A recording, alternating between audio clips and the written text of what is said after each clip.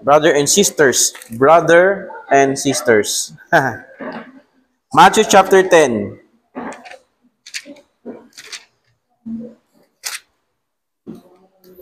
Babasahin ko po verse number 34 hanggang verse number 39. Sundan niyo po ako sa inyong mga mata. Pag nakita na po, say amen. Matthew 10 verse 34. Think not that I come to send peace on earth. I came not to send peace but a sword. For I am come to set a man at variance against his father, and the daughter against her mother, and the daughter-in-law against her mother-in-law, and a man's foe shall be of his own household. He that loveth father or mother more than me is not worthy of me. And he that loveth son or daughter more than me is not worthy of me. And he that taketh not his cross and followeth after me is not worthy of me. Verse 39 altogether. He that findeth his life shall lose it, and he that loseth his life for my sake shall find it. Oh, precious Father in heaven, we thank Thee for Thy word. May You fill us with Thy Spirit so we may understand the message this morning. In Jesus' name we pray. Amen. Makaupo po tayong lahat. Marami pong mga tao ngayon, lalo na mga Kristiyano, we are so fragile. Nasaan na yung tagalipat ko ng slides? Nasaan na si Ate Heart? Ang sabi ni John Stott, wait lang po.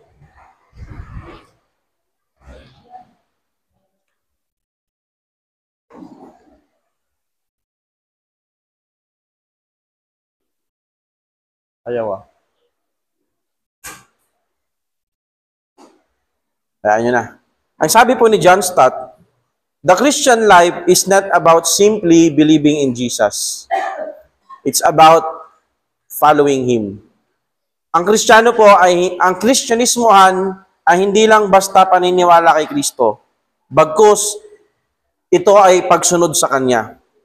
Marami pong mga Kristiyano sa panahon ngayon ay sobrang napakababasagin o fragile. Mahihina. Madaling ma-offend. At kontento na sa kanilang mga comfort zone. They don't want sacrifice. Ayaw nila ng responsibilidad. At minsan, palagi driven by materialismo, gustong sumikat. Maraming ayaw ng kritisismo kahit ito ay constructive. Ayaw nila ng persecution. Namumuhay sila bilang self-centered, makasarili. Ang ministry ay optional at ayaw nilang i-share si Jesus Christ. At ang nakakalungkot, marami ang mga Kristiyano na nagsasabing sila ay sumusunod kay Kristo, mahal nila si Kristo, naniniwala sila kay Kristo, ngunit ito ang nakikita sa kanilang buhay. Mga kapatid ko sa Panginoon, uulitin ko, ang sabi ni John Stott, ang buhay Kristiyano is not about simply believing. Next muna. Naka-next. Ayaw mo next. Naghang ata. Escape mo tapos. Naka-connect to. Escape mo muna tapos F5 mo ulit. Ang buhay Kristiyano ay hindi lang basta maniwala ka kay Jesus, kundi kailangan mo din siyang sundin. Ang desire po ng Panginoon, bawat isa sa atin ay maging katulad ni Kristo. Maging disipulo ni Kristo. Maging tagasunod ni Kristo. Maging alagad. Sundin ang kanyang utos. Kung paano siya mabuhay, ganun din tayo mabuhay. Yan po ang desire ni Lord sa atin. Maging Christ-like. Mag-mature bilang isang Kristiyano. Ang sabi ng isang manunulat, ang Kristyanismohan without discipleship, without following Jesus Christ, is always Christianity without Christ.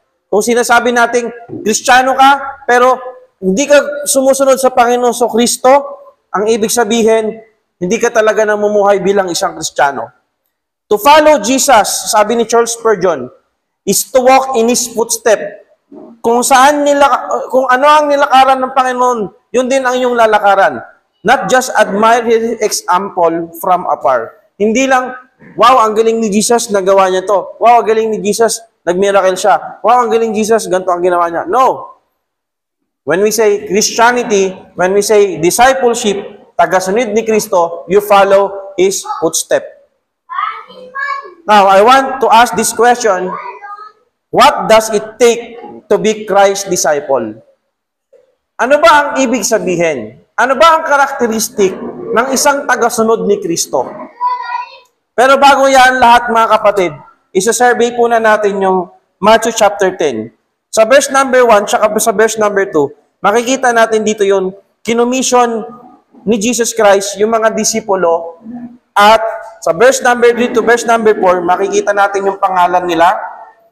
Sa verse number 5 to verse number 15, makikita natin yung instruction ni Jesus Christ na kapag sa kanilang paghahayo at pangangaral ng kingdom of God, ano ang kanilang gagawin? And in verse number 16, pinanalahanan sila ng Panginoon na sa paghahayo nila, pangangaral ng Ebanghelyo, sila ay mag-ingat sapagkat sila ay mga sheep in the midst of the wolves. In verse number 17 to verse number 20, makikita natin dito na sabi ng Panginoon, huwag kayong matatakot kung ano ang sasabihin nyo kapag kayo ay humarap na sa mga taong matataas. And then, verse 21 to verse number 23, andyan yung persecution. Sila ay uusigin, sila ay papatayin. At ang persecution sa verse number 24 to verse number 25 ay parte lang ito ng pagsunod sa Panginoon. And Jesus Christ encouraged them. Bakit sila kailangan magpatuloy? Natural lang ang persecution sa buhay Kristiyano. And then God take care of us. And in verse number 34 to verse number 39, yung binasa natin kanina, ito yung napakatinding cost ng discipleship. Ano ba ang ibig sabihin na sinusunod mo ang Panginoong Jesucristo? What does it take to be disciple of Christ? To be Christ's disciple? Hindi po tayo magtatagal. Unang-una, persecution, pag-uusig, and sometimes even martyrdom. Pag sinabi natin martyr, yung mamatay ka dahil sa pananampalataya mo, is what it takes to be Christ's disciple. In verse number 21, basahin po natin mga kapatid, at nais ko po na sundan niyo po ako. Ito po ang sabi ng Panginoon, and the brother shall deliver up the brother to death, and the father the child, and the children shall rise up against their parents, and cause them to put to death. Sino ang source ng persecution? Minsan, ang source ng persecution, hindi nanggagaling sa labas, at nanggagaling sa loob. Sometimes, the persecution that really hurts us, yung talagang masaktan tayo, hindi nanggagaling kung kanino man, hindi mo ka mag-anak. Minsan, yung persecution na mas masakit, walang iba, nanggagaling sa mismong pamilya natin. At sinabi na yan ni Jesus Christ. At sa verse number 22, ang sabi, at kayo ay kagagalitan ng lahat ng tao dahil sa pangalan ko. Persecution from the world. Panahon ni Jesus Christ, panahon ng mga unang Kristiyano, noon at hanggang ngayon, pinagtatawanan nila or they mock kapag ikaw ay isang Kristiyano. Dito sa Pilipinas, malayang-malaya tayong makapag-express ng ating pananampalataya. Ngunit sa ibang bansa, communist country, hindi sila pwedeng magbukas ng bintana at sumigaw ng hallelujah, mag-amen, magkantahan. Ano po? Sila po ay nagtatago dahil bawal sa kanilang gobyerno. They are persecuted. And in verse number 23 and 24 and 25, makikita natin dito, sinasabi ni Jesus Christ, alam nyo, ang persecution, part yan ng pagiging Kristiyano. Part yan kapag ikaw sumusunod sa Panginoong Jesucristo. Part na sabihan ka na, wow, bait-baitan. Part na pag may dala kang Bible sa school o meron kang Bible sa cellphone, pagtatawa ng kinala. Naalala ko nung ako ay nakakilala sa Panginoon, yung mga tambay sa amin, lagi akong pinagtatawanan. Anong magandang balita? Ano yung magandang balita? Tapos, oh, Bible study, Bible study. Pastor, pastor, brother, brother. For them, it is just to be a Christian for nothing. Wala lang, hindi totoo si Kristo, tao lang si Kristo, hindi totoo ang Bible, kasi sulat lang ito ng tao at kung ano-ano pa man. Pero mga kapatid, kung ikaw ay Kristiyano at ginagawa mo yung tama, hindi ka compromiser. Ang sabi ng salita ng Diyos, sabi ni Jesus Christ, you are not above your master. Kung ako na-persecute, ikaw din ma-persecute. That means, natural lang ang persecution. Punta tayo sa next slide. Merong librong Facts, Books of Years, kung saan ni-record. Ito yung record kung paano namatay ang mga apostol. Si Pedro, pinako ka siyang ng patiwarik. Pag sinabing patiwarik, pabaliktad. Imbis yung ulo nasa taas, yung ulo nasa ibaba. Yung paa nasa langit. Nasa taas. Ang sabi, ayaw niyang ipako. Unworthy siya na ipako katulad ni Jesus. Kaya si Pedro daw ang mismong nag-request na itiwarik yung krus habang pinapako siya. Bakit siya namatay? Dahil sa pangangaral ng bell. Ipinangangaral nila si Jesus Christ. Ngayon, kailangan natin maintindihan, ano naman pastor, nagpipreach lang naman. Tandaan natin, yung panahon natin, tsaka panahon nila iba. Pag pinangaral mo sa Roman Empire na si Kristo ay hari at siya ang tagapagligtas, you are making anarchy. Gumagawa ka ng gulo because you're teaching and preaching that there is another king. And for the Roman Empire, there is no king but Caesar. Si Caesar lang. O si Nero lang, o ang emperor lang ang dapat mong kilalaning hari. Kaya pag nag-preach ka, merong batas na kapag pinreach mo si Jesus Christ, papatayin ka. Si Andrew, pinako ng pa-exchange. Si James, pinugutan ng ulo. Si John, itinapon sa island of Patmos, kung saan sinulat niya ang Revelation. Si Philip, pinako din. Pero ang pinakamasakit para sa akin, si Nathaniel, si Bartolome, na tinatawag yung Nathaniel. Bakit? Anong ginawa sa kanya? Binalatan po siya ng buhay. Si Matthew, pinugutan ng ulo. Si Thomas, pinatay. Si James, stoned to death. Si Thaddeus, pinana sa ulo. Si Simon, pinako din sa krus. And si Jude, patay sa pana. Mga kapatid, lahat ng iyan dahil sa pagsunod nila sa Panginoon. Now, compare yourself sa mga taong ito, sa mga Kristiyanong ito, na binuwis nila ang kanilang buhay, at yan ang tanda na sila ay sumusunod sa Panginoon.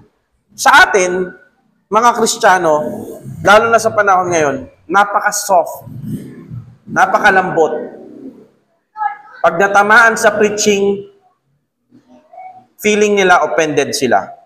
Mga kapatid, hindi po ganun dapat ang attitude. Pag napagsabihan, napaka-soft. Pati mga bata ngayon. Alam nyo kayo, naiinis ako sa mga tao sa henerasyon ngayon. Bakit? Oh, sis, ano nangyari sa'yo? Ganyan. Sir, ganyan. Mga estudyante ko, may anxiety ako. Sabi ko, sino nagsabi sa'yo may anxiety ka? Nagpa-check up ka ba? Hindi po. Paano masabi may anxiety ka? Anong tawag doon? Hindi self-medication eh. Anong tawag doon, Sister Kay? Yung ikaw nagsasabi kung ano yung sakit mo? Self-diagnosed. Paano masasabi may anxiety ka? Nagpa-check up ka ba sa psychometrician, sa psychologist, sa psychiatrist? Napaka-fragile ng mga tao ngayon. Napakahihinang nila lang. Mabuti pa si Taguro. Sobrang lakas ko na. Di na ako nararapat sa mundong ito. Katulad yan, sa school, bawal mong pagalitan ang bata kasi baka matrauma. Ang trauma, hindi yan basta-basta ginagamit. Pag sinabi mong trauma, nangyari yan kasi between life and death ka na. 50-50. Kasi baka mapobia. Hindi mo pwedeng pagsabihan.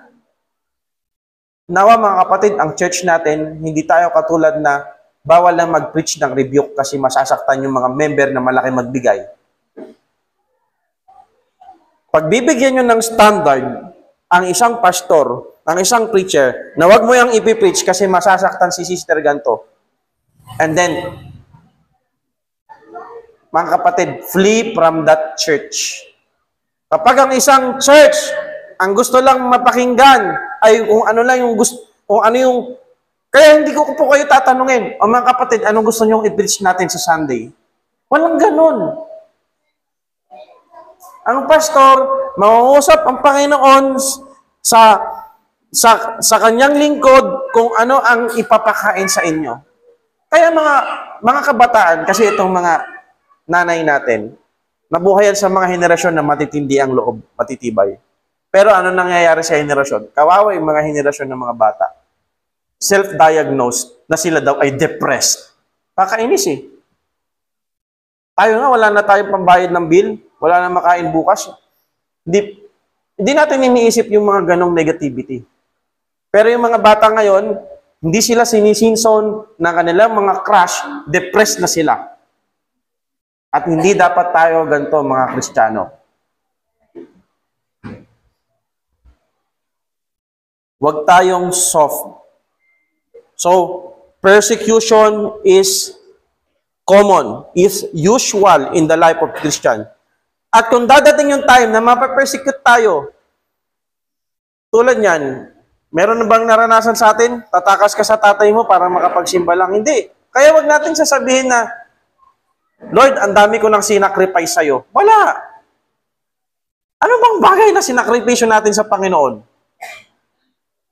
Kung pagmamayari ni Lord lahat ng buhay natin, lahat ng pamamagmayari natin, anong sakripisyo sinasabi mo? Ha, Christians? God deserves our all.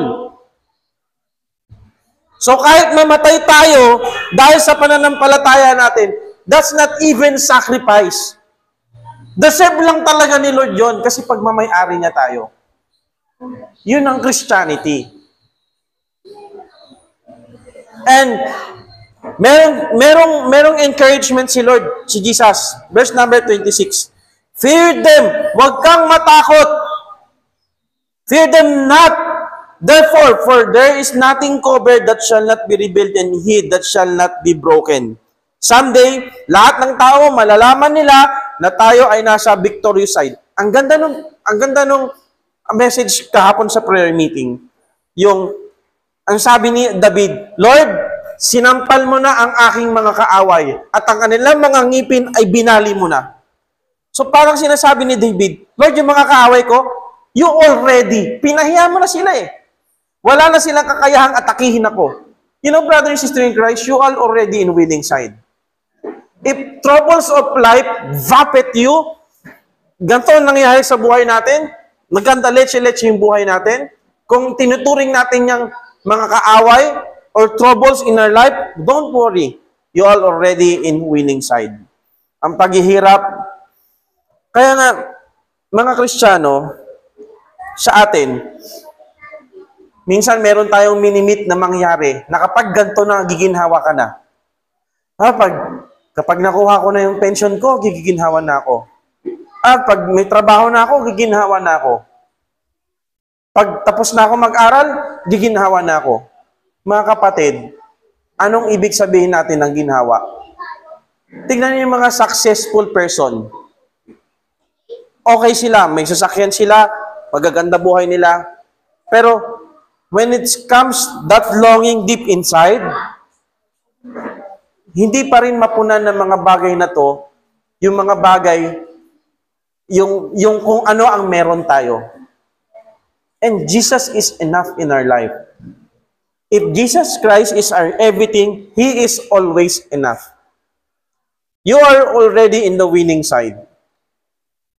So, kapag nape-persecute ka ng buhay, you are already in the winning side. Verse number 27, What I tell you in the darkness, and ye speak in the light, and when ye hear in the ear, that preaching upon the housetop, keep proclaiming God's truth. Sinasabi ng Panginoon.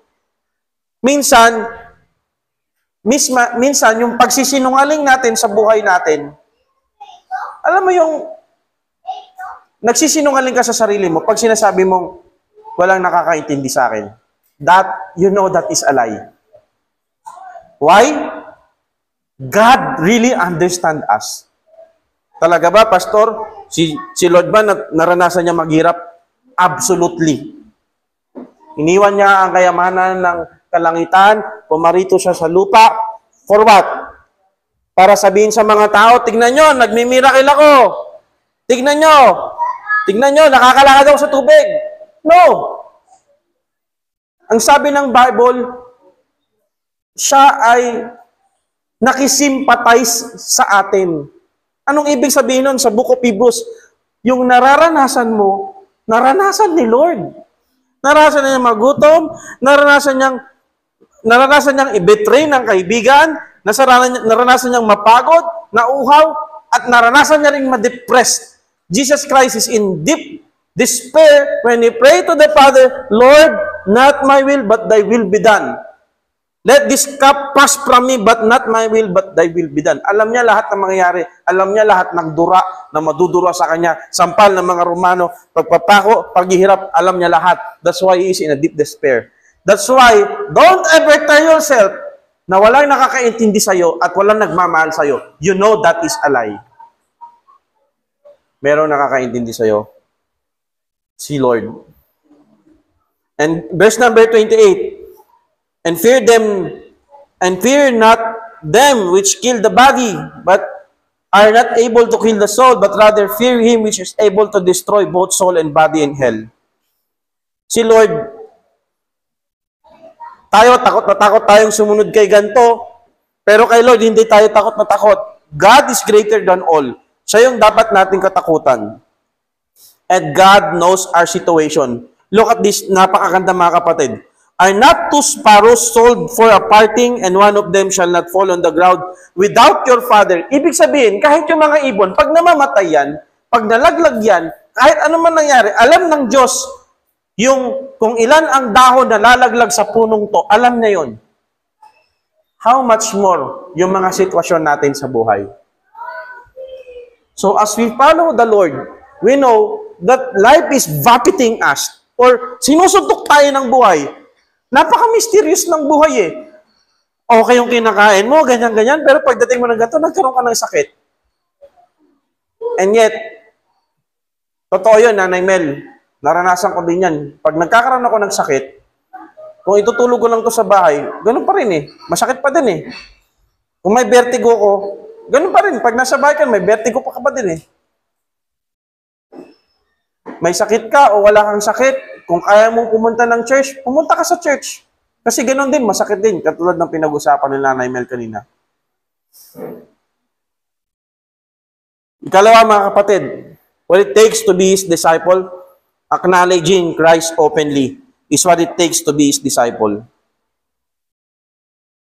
Now, basahin po natin ng maigi. Sabi po ni Jesus, kung sino man ang magko-confess sa akin, sa harap ng mga tao, ay i-confess ko din siya sa harapan ng aking Ama sa langit. Ngunit, verse number 33, kung sino man ang magde-deny o tatanggi sa akin sa harapan ng mga tao, ganun din, i-deny ko din siya, itatanggol rin ko siya sa harap ng aking Ama sa langit. Ang verse na po ito, hindi to tumutukoy na kapag hindi ka nag-win souls, hindi ka nagsa-soul winning, hindi ka nagbibigay ng tracts, hindi ka nagsashare ng gospel, mawawala yung salvation mo. Hindi po ito ang ibig sabihin nun. We believe na kapag save ka na, save ka na. Kahit anong mangyari, sa langit ka pupunta. Amen? Do you believe that? Pangalawa, I believe this is not also losing rewards if we don't win souls. Now, totoo na kapag hindi ka nag-win ng kaluluwa, you're losing rewards. But this verse is not for that. Bakit? Yung word na confess dito, it means it's about real conversion. Confess from the Greek word homologeo, it means to acknowledge openly, to agree or declares. Ibig sabihin, it's not just mere words. It is a public, unwavering stand for Christ. What does it mean? It means there is no such thing as secret Christian or secretly living for Jesus. Kapag namumuhay ka para kay Kristo, sumusunod ka kay Kristo, hindi yan masisikreto. Talagang magliliwanag ka. Pag nagdi-devotion ka, pag spiritual ka, hindi yan maitatago at maitatago. mapapansin at mapapansin yan ng tao.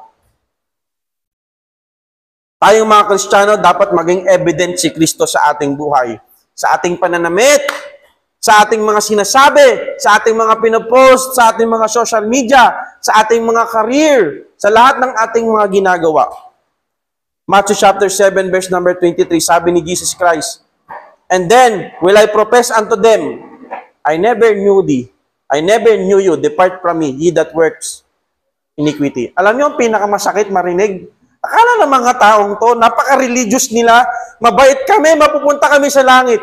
Ginagawa namin yung 10 Commandments. Nagdodonate kami sa charity. Kami, nananampalataya kami kay Jesus, pero hindi sapat yun. Kailangan maging mabait kami para mapunta kami sa langit. Nakakagawa kami ng miracles. Di ba? Nanginginig pa nga. Nagpapalayas kami ng may mga sakit, ng mga masalamang espiritu. But you know what? Pinakamasakit, akala nila ligtas sila. Sasabihin ng Panginoon sa kanila, hindi ko kayo nakikilala. Pag sinabing nyo, ano ibig sabihin? Meron palang hindi alam si Lord. No. When we say new here, it means covenant relationship. Wala akong relasyon sa inyo. Kumbaga, ang sakit nung pinagsabihan ka ng hindi tayo, wala naman tayo eh. Ang sakit sa mga kabataan ngayon, uso na sila sa no label relationship. May ganun na. Nasa relationship stage kayo, pero no label. No? Hindi na yung talking stage. Hindi dun yung MU. Magkaiba yung MU eh. Matitindi mga kabataan ngayon. No label relationship. So parang sinasabi ni Lord, wala tayong label. Bakit? Wala talaga silang totoong pagkakakilala sa Panginoon. So the question is, proud ka ba na Christian ka? Amen? Huwag nating ikahiya. Isigaw natin yung tipong pag-open pa lang ng profile natin, mababasa ka agad, no man can beat me because God is with me. Ay, Kristiyano to. Hindi yung ang mga nakalagay sa yung pananamit natin. Dati mahilig ako magsuot ng bungo. Di ba, bungo? Sinabihan ako, alam mo, ang pagsusuot ng bungo, sign of death yan. Hindi maganda. Kaya, may kikwento ko, ito, totoong storya. Sa church namin, may isang young people. Siyempre, kung hindi namin yon close, ma-offend yon baka hindi na mag-church. Nagsimba siya, Brother Kevin. Nakadress. Pero, yung design, damo. Alam yung damo? Marijuana ba? Tawa kami ng tawa. Sabi niya, ba't ganyan yung suot mo? Bakit? Maganda naman. Marijuana yan eh. Hindi niya kasi alam. Oo. Eh wala din silang lalaking mga kapatid. So maganda nga yung dress pero puro marijuana. So, ganun ano? Ayun ay mga nakakatuwang storya lang. Sa lahat ng ating mga gagawin, kailangan maging proud tayo. Sigaw natin na tayo ay Christian. Huwag nating ikahiya. Ikatatlo, andyan pa po kayo mga kapatid? Huwag kayong mag-alala. Hindi tayo, pinipilit ko lagi na ang preaching ay hanggang 11:30 lang. O tapos na tayo ng 11:30. Gusto ko makilala niyo ako na si Pastor Dian Mahaba mag-preach.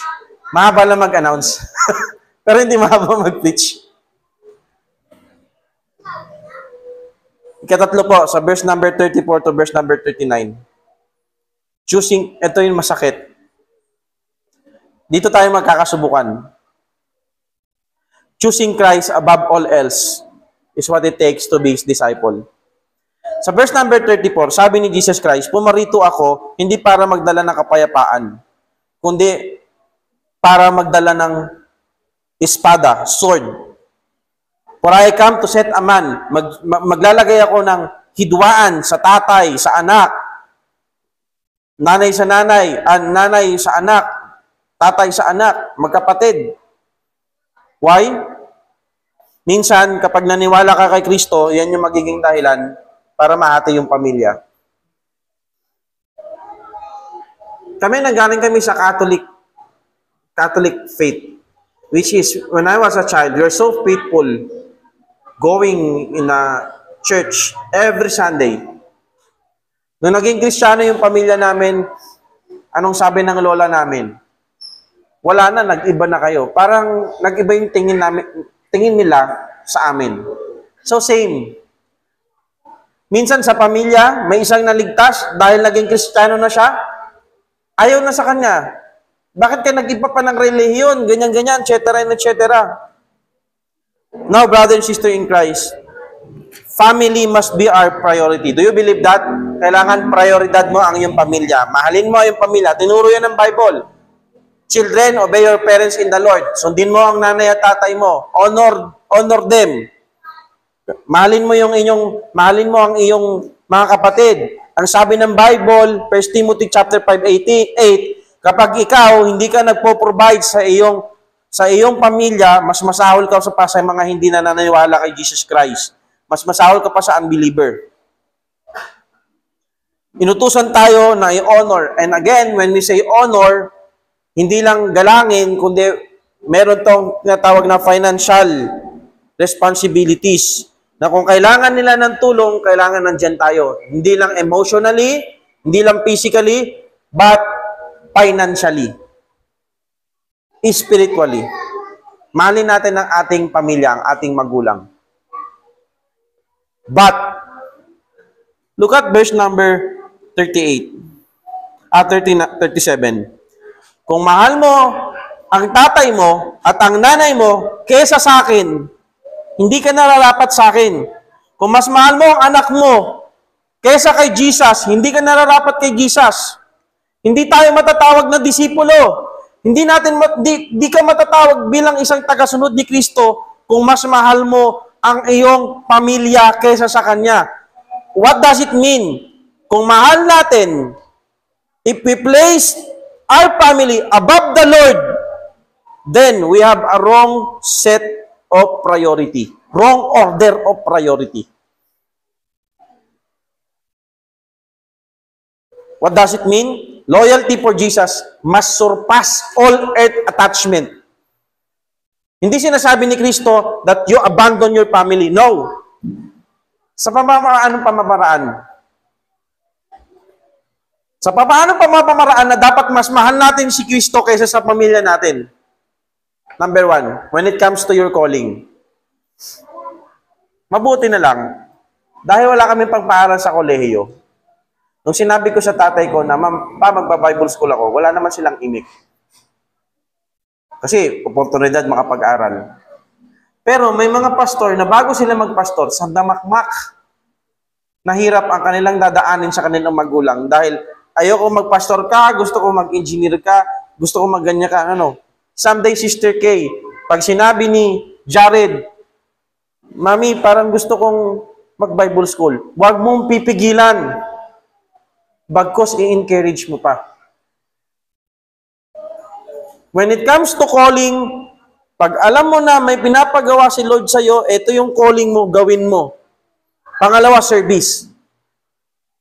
Kapag pinipigilan ka ng magulang mo or na kung sino man na huwag mag-serve sa Panginoon, choose Jesus. Pag pinipili natin ang Panginoon, palagi nating pinipili ang tama. Hindi mo sila sinuway, kundi sinunod mo lang si Lord. Are you still there? Last but not the least, verse number 38. And he that taketh not his cross and followeth after me is not worthy of me. Death to self, na-preach na to ni Pastor nung last week, is what it takes to be his disciple. Ang mamatay ka sa sarili mo. Now, anong ibig sabihin nito? Napaliwanag na natin to. What does it mean? Death to self. Now, itong cross, tandaan natin yung iba kasi pag ipaliwanag to, yung cross dito, yung buhatin mo yung problema mo, meron kang financial bankruptcy, meron kang kaaway, yan yung mga cross na daladalain mo. No! Why? What? What is the proper interpretation? Ano ba ang cross in ancient time? Cross is a punition practice na inadapt ng mga Roman. It means death. Kayan. Na ang cross, simbolo ng kamatayan. Pag pakita ka ng isang upuan, na meron parang kaldero dito. Ano yon? Silya Electrica. Kamatayan. Diyan namatay sila Echegaray, di ba? Kanino bang ano yon? Kay sino presidente yon? Erap? Di ba? Yung may death penalty pa ang Pilipinas. Pag nakakita ka naman ng parang bed na nakaganon at may mga injection, lethal injection, ganyan tayo nagka-capital punishment. Pero sa mga Romano, krus means death. Now, what Christ is trying to tell here, mga kapatid, it means dying to self. Pinaliwanag sa Romans na yung dating ikaw, na kung hindi mo kayang isuko yan sa Panginoon, hindi mo pwedeng sabihin sinusunod mo si Lord. I know, each of us, meron tayong mga struggles sa kasalanan. Na dapat at hindi, na tipong, itong kasalanan na to, anumang uri ng kasalanan yan, pwedeng pagsasabi ng mali, pwedeng pagmumura, panonood ng mga masasamang panoorin, pagbisyo or anuman. Na kapag yung kasalanan na yan, kinikilig ka pa, o tipong yung kadena sobrang higpit ng pagkakatali na hindi mo maiwasan. Mga kapatid, Christian, let go of their old sinful selves. Namatay na yan kasama ni Kristo. Anong ibig sabihin? Wala na yang kapangyarihan. Andyan pa yan, yung kasalanan na yan, andyan pa yan, pero wala na yung kapangyarihang gawin kang slaves, gawin kang alipin kasi pinalaya na tayo ni Kristo sa ating kasalanan. Meaning, taking up your cross, it is a process. Every day, you die to yourself. Yung masama mong ugali, wag mong pairalin. Yung sobra na ang kachismisan natin, sobra na ang pag-iisip natin ng masama sa kapwa natin, sobra na yung galit mo, you must carry that old self na patay na yan, na wag mo nang paiiralin. It's a process. It requires us a self-sacrifice. In verse number 39, it says here, he that findeth his life shall lose it.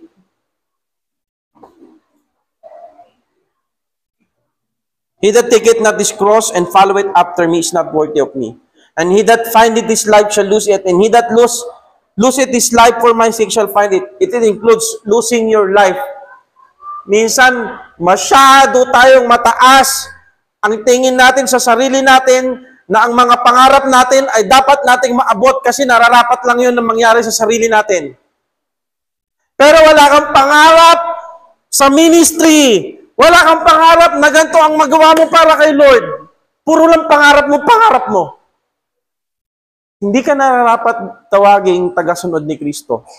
Uulitin ko, hindi ka pwede magsabi na, hindi, okay lang, believer lang ako. No, hindi nga yan deserve ng Diyos sa'yo. Hindi ka lang basta maging believer lang, maging disciple ka, tagasunod ni Kristo. And what it takes, and that is to die to yourself, carry your cross, losing your own life for His sake. Now, mga kapatid, what does it take to be Christ's disciple? Do we really experience persecution? Or palagi lang tayo nasa comfort zone natin? Gaano tayo katapang ipamahagi si Kristo? Meron bang inire-reveal sa iyo si Lord? Tinatawag ka ni Lord sa gantong ministry, pero iniisip mo baka mag-disagree ang iyong pamilya? Sinuko na ba talaga natin ang ating mga selfish desire? And I want to tell you, one of my heroes of faith, his name is Jim Elliot. And this praise, itong sinabi niyang, he is no fool to give what he cannot keep and to gain what he cannot lose. Sa Tagalog, siya na hindi mangmang, na ibigay yung mga bagay na hindi mapapasa kanya, at mapasa kanya yung mga bagay na hindi na mawawala sa kanya. Anong ibig sabihin nito? Pag binigay mo ang sarili mo kay Kristo, hindi yan malulus. You will earn that for eternity. Pero, yung pera mo, yung oras mo, Pastor, busy ako. Pastor, may needs kasi kami. Ganto, ganyan. It will just stay here in earth. You will not get that or live with that in eternity. And look at the life of Jim Elliot. Siya po ay isang missionary, ipinanganak noong 1927. Nag-mission po siya sa Ecuador, kasama ng kanyang mga 5 kaibigan. And you know what? Ang nangyari sa kanila? Pagdating nila doon, nag-share sila ng gospel, pero yung mga tao, pinagpapatay sila. Pero yung mga taong pumatay sila, sa kanila, nasave sila. Dahil nasave sila, yung asawa ni Jim Elliot, si Elizabeth Elliot, pumunta din doon sa Ecuador, sa lugar ng Auca. Which is parang yung mga tao, parang mga kanibal. Nagkaroon ng kaligtasan ang tribe na yon dahil sa mga missionaries na katulad ni Jim Elliot na ibinuwis ang kanilang buhay upang ipangaral si Kristo. And then, I remember, when I was first year student, I know that God is really calling me to do the ministry. And when I hear this story, it really breaks my heart. Meron pa lang taong mamamatay para sa kanyang pananampalataya. And then, we sang this song. Nandiyan ba yung lyrics? And it goes like this. The title of this song is, He is No Fool. I lost track of all the Sundays, the offering plates gone by. And as I gave my heart and money, I felt free to keep my life. I talk about commitment and the need to count the cost. But the words of a martyr show me I don't really know His cross. For He is no fool who gives what he cannot keep to gain what he cannot lose. Yes, He is no fool who lays his life on down. I must make this the path I choose. Then second stanza, obedience and servanthood are traits are rarely shown, and the fellowship of His suffering is a joy I barely known. There are riches in surrendering that can't be gained for free. God will share all heaven wonders, but the price He asks is me. So you need to ask yourself, am I really worthy to be called followers, disciple of Jesus Christ? Let's all stand up and let's pray. Father God in heaven, napakinggan po namin that you're calling us not just to be settled in just mere believing in you, but also following you, following our Lord Jesus Christ. And Lord, please help us na tumugon po sa panawagan na maging mga taga-sunod ng inyong anak, ang aming Panginoon sa Kristo. Brother and sister in Christ, now it's time for you to respond. Christ is calling us to be His disciple. Is it hard? Yes. But can you say to yourself, na ginawa mo ba talaga yung best para sa Panginoon? Alam niyo po ang sagot. You know that it's not. Hindi mo pa ginagawa. God wants you to give your life to Him, surrender your life to Him, and God will do the rest. Hayaan mong lahat ng consequences, good consequences, ibigay sa Panginoon. So, brother and sister in Christ, we know that we are not worthy, but Christ is calling us sumunod sa Kanya. Tayo po'y lumapit sa Panginoon. Meron po tayong mga pinapanalangin, pangailangan. If we want to rededicate our life, at na-bless tayo sa message, Mag-pray po tayo sa Panginoon.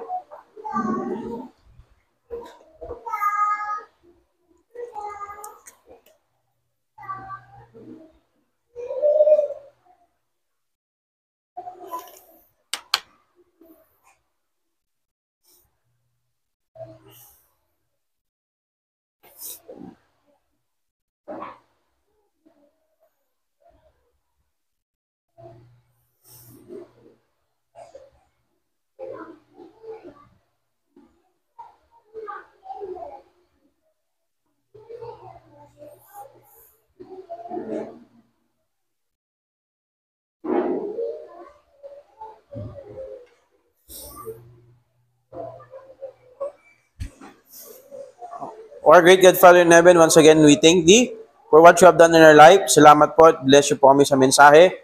Dalahan po namin sa aming pag-uwit, pagsamantala pag-iwalay. Ingatan gabay Niyo po kami. Bless You po ang aming fellowship, ang afternoon service, ang aming youth fellowship, lahat po ng mga aming panggagawin. Pagpalain Niyo kami, Ama. Dalahan ko po sa aming mga kapatid na may mga sakit. Bigyan Niyo po sila ng kagalingan. Mga kapatid po namin na palagi nagpupunta ng trabaho. Ingatan gabayan Niyo po sa mga lahat ng nagko-commute, nagmumotor, guide them, O God. Sa lahat po ng mga kapatid po namin na naghahanap ng inyong kalooban, bigyan niyo po sila ng wisdom.